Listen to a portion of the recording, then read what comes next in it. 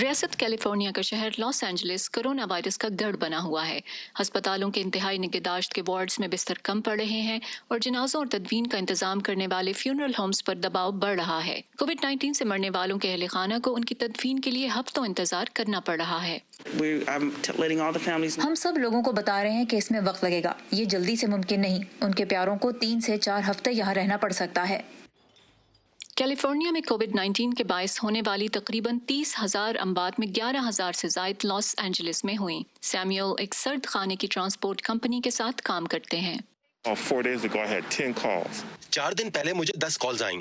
ہمارے پاس کوئی جگہ باقی نہیں تھی اور ہم دوسرے سرد خانوں میں لاشیں رکھنے کی جگہ ڈھونڈ رہے تھے۔ Our phones have been ringing off the hook. Right now we're on a first come first serve basis. ابھی ہم پہلے آئیے پہلے پائیے کی بنیاد پر سروس دے رہے ہیں۔ میرے کانٹریکٹر زیادہ لوگوں کے لیے مزید جگہ کا انتظام بھی کر رہے ہیں So that we can house more people. جبکہ کئی خاندانوں کو فیونرل ہومز کی طرف سے انکار کا سامنا کرنا پڑ رہا ہے۔ It's an unprecedented situation.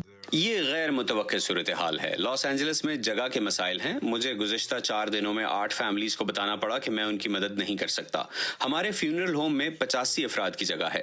کل میں ایک جگہ تھا جہاں 375 لوگوں کی جگہ ہے۔ ان کے پاس بھی جگہ باقی نہیں رہی۔ وہ مزید جگہ کے لیے ایک ٹرک کا انتظار کر رہے تھے جس میں سرد خانہ بنا ہو۔ مارٹن لوتھر کنگ ہسپتال کے سامنے کووڈ ٹیسٹنگ سینٹر کے باہر لمبی قطاریں لگی ہیں۔ وہ لوگ خاص طور پر پریشان ہیں جنہیں کورونا وائرس لگنے کا زیادہ امکان ہے۔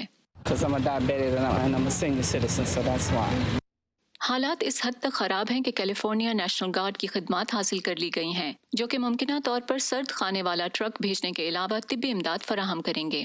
اینگلینا بگداساریان کے ساتھ فائزہ بخاری، وائس آف امریکہ۔